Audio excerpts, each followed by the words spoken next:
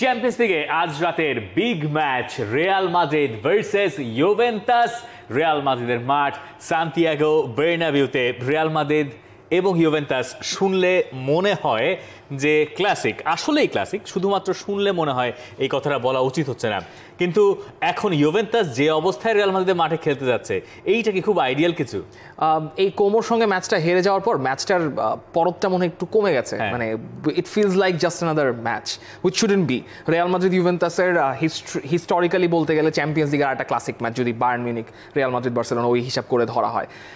মুশকিলটা হয়ে গেছে এই কোমোর কাছে হেরে যাওয়াটা। আবার আপনার সপ্তাহের শেষে আছে চ্যাম্পিয়ন্স এল ক্লাসিকো, যেটা চ্যাম্পিয়ন্স লিগের যে কোনো রেগুলার ম্যাচে চাইতে আপনি বেশি ইয়া করে দেখবেন। এখন Real Madrid Juventus still a big match, still Real মাদ্রিদের জন্য ম্যাচটা জেতাটাও যেমন জরুরি। ইউভেন্টাস কিন্তু দুইটা ম্যাচ করছে ড্র চ্যাম্পিয়ন্স লিগে।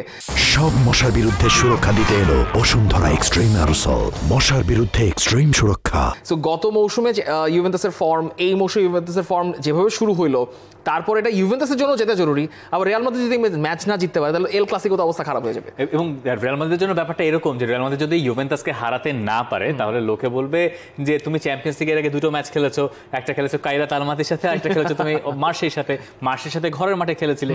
এখন তুমি ইউভেন্টাসকে হারাতে পারছো না, তুমি এল ক্লাসিকোতে কি করে বার্সেলোনার সঙ্গে মোকাবেলা করবা, এই প্রশ্নটা আসতে পারে। আমার কাছে মনে হয় যে শাবি আলোনসোর এই মানে যে নতুন দিনের যে গান তিনি শুরু করেছেন, সেখানে তার একটা সলিড 11-এ আসাটা প্রয়োজন। মানে যেভাবে প্রতি ম্যাচে তিনি রোটেট করছেন, আমার ধারণা এইটা তাকে আসলে লং টার্মে খুব বেশি সার্ভ নাও করতে পারে। এই কারণে এটা বলছি, দেখেন মাস্তানতুনোকে তিনি প্রায় প্রতি ম্যাচে স্টার্ট করাচ্ছেন, এইটাও মনে হয় আরেকটু কেয়ারফুলি হ্যান্ডেল করার সুযোগ আছে। রদ্রিগো, ভিনিসিয়াস, কিলিয়ান এমবাপে, এই ফ্রন্ট লাইন যে কাজ করে এটা আমরা দেখেছি। হ্যাঁ, এটার বিপরীতে যে আলোচনাটা আসে যে তারা ঠিকমতো প্রেস করেন না, বা এই আলোচনাগুলো থাকে। এই দলটার সবচেয়ে গুরুত্বপূর্ণ পিস এখন কিলিয়ান এমবাপের পর আমার কাছে কখনো কখনো মনে হয় আর্দা গুলারকে নিয়মিত খেলানোর দিকে শাবি আলোনসোর যাওয়া দরকার, এবং সেই কারণে তাকে যেভাবে ট্যাকটিক্যালি সাপোর্ট দেওয়া দরকার। ধরেন আর্দা গুলারকে খেলালে হয়তো মিডফিল্ডে আপনার কিছুটা প্রেসিং কমে যায়, কিন্তু সেই জায়গায় আসলে তাকে সাপোর্ট দেওয়ার জন্য যে প্রসেসটা তৈরি করা দরকার, সেই কম্বিনেশনটার দিকে কি শাবি আলোনসো যাবেন কিনা, এই আলোচনা থাকতে পারে। শাবি আলোনসোর বসের কথা বলি একটু, পুরাতন এক কোচ, সেটা হচ্ছেন Jose Mourinho. Jose Mourinho big ম্যাচগুলোতে কি করতেন? মেসুত ওজিলকে খেলাইতেন না আলটিমেটলি। হ্যাঁ, কারণ হচ্ছে ওই একই ইস্যু যে ওই তাকে যে কাভারটা দেওয়া লাগবে সেই কাভারটা আসলে তিনি দিতে রাজি থাকতেন না। মিডফিল্ডে ম্যান বাড়ায় হচ্ছে মেসুত ওজিলকে খেলানো হইতো না।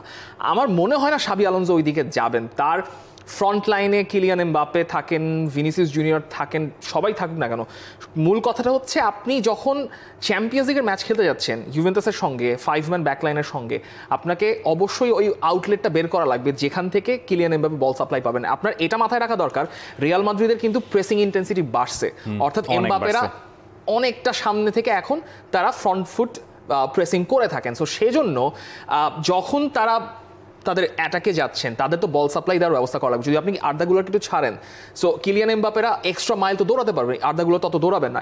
তখনই আর্দা গুলার একটা গোলের কথা বলি, আর্দা গুলার মাঝখান থেকে বলটা একটা খুবই পেনাল্টির একটা বল দিলেন, কিলিয়ান এমবাপে ফিনিশ করেছিলেন। কোন ম্যাচটা এক্স্যাক্টলি মনে নেই, সেখানে ম্যাচেও তো আসলে একই ঘটনা ঘটছে আর কি। সো আপনি যদি আপনার ফ্রন্ট রানার যারা রয়েছেন, ভিনিসিয়াস জুনিয়র খেলেন, রদ্রিগো খেলেন বা কিলিয়ান এমবাপে খেলেন, তারা যদি এক্সট্রা কিছু মাইল দিতে পারেন, তখন আপনি আর্দা গুলারকে ইজিলি খেলাতে পারেন, তখন আপনার খেলাতে কোনো সমস্যা হওয়ার কথা না। এখন সেটা আপনার প্রত্যেকটা ম্যাচ বাই ম্যাচ ট্যাকটিক্যালি তো চেঞ্জ থাকবে। তবে যেটা বলেছেন যে ফরমেশন ওয়াইজ রিয়াল মাদ্রিদের একটা অ্যাটলিস্ট সেট ফরমেশনে আসা উচিত, অ্যাটলিস্ট মিডফিল্ডে, যে আমার মিডফিল্ডে আমি এদেরকে পাইতেছি, এই কম্বিনেশনের বাইরে আমি খুব দরকার পড়লে ভাঙবো না। কারণ আপনার যদি এটা সেট ফরমেশন না থাকে, কারণ ভালভের্দে কিন্তু অলরেডি একটু মানে বিরক্তি প্রকাশ করেছেন যে তাকে বারবার রাইট ব্যাক, যদিও তো রাইট ব্যাক হলো দুর্দান্ত পারফর্ম করে যাচ্ছেন, কোনো সন্দেহ নেই, কিন্তু তারপরও মিডফিল্ডের রোলটা আরও ডিফাইন করা দরকার শাবি আলোনসোর জন্য। তাকে এই মুহূর্তে এটা ডিভিডেন্ড দিবে, তাকে অনেক সুবিধা দিবে, এই ফরমেশন চেঞ্জ করা খেলে তিনি সুবিধা পাবেন, কিন্তু লঙ্গার টাইমের জন্য ইটস নট আ গুড। মানে এখন তো সেই সময়টা চলে এসেছে, তাই না? মানে তিনি দলের দায়িত্ব নিয়েছেন, 9টা লা লিগার ম্যাচ হয়েছে, কোপা দেল রে, চ্যাম্পিয়ন্স লিগ সব মিলে ধরেন 10, 12টা, 13টা ম্যাচের মতো হয়েছে।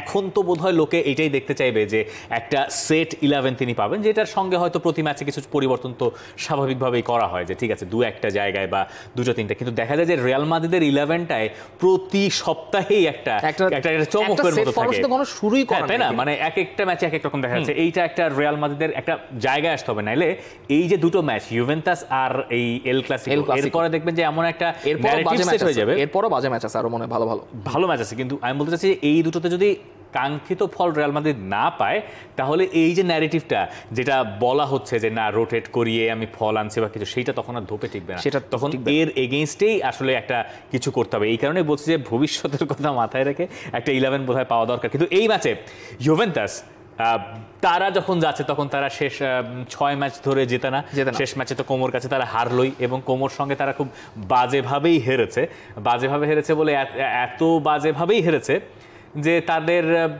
খেলার শুরু থেকে শেষ পর্যন্ত কোনো জায়গাতে মনে হয় নাই তারা এই ম্যাচে জিততে পারে। অথচ কোমো তাদের বেশ কিছু ফুটবলার ছাড়াই ম্যাচটা খেলতে নেমেছিল।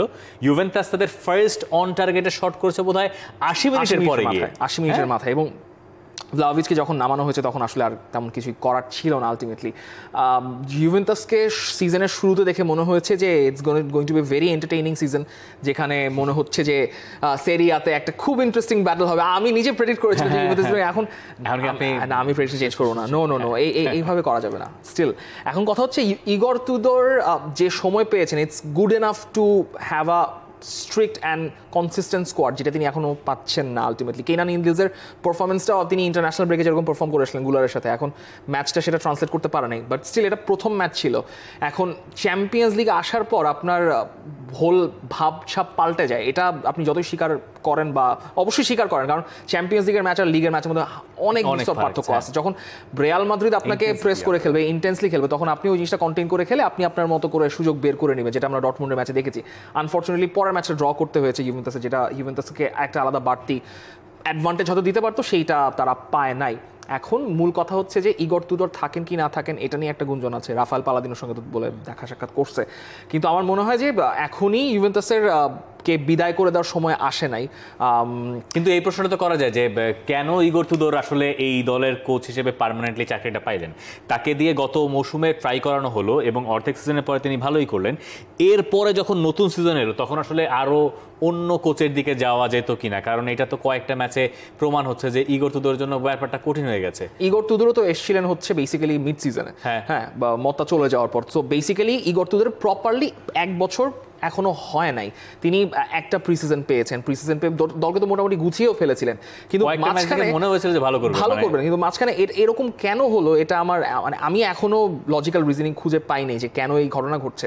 তবে একটা ক্রাইসিস মোমেন্টে আপনি তখনই ম্যানেজারের ক্যাপাসিটি বুঝতে পারবেন যে তিনি কিভাবে আসলে দলটাকে গোছাতে চান। যদি এই রেজাল্ট আপনার 2-3টা ম্যাচ যদি আপনার রিয়াল মাদ্রিদের ম্যাচে তিনি হয়তো মাফ পেয়ে যাবেন, তিনি ধরেন ইউভেন্টাস যদি রিয়াল মাদ্রিদকে হারিয়ে দেয় কথার কথা, তাহলে তো আর কোনো মানে চিন্তার জায়গা নাই। তাহলে তো বোধহয় আমরা ধরে নিতে পারি যে এইটা আরেকটা রিটার্ন, মানে আরেকটা কামব্যাক ইউভেন্টাস করতে যাচ্ছে, তাই কি?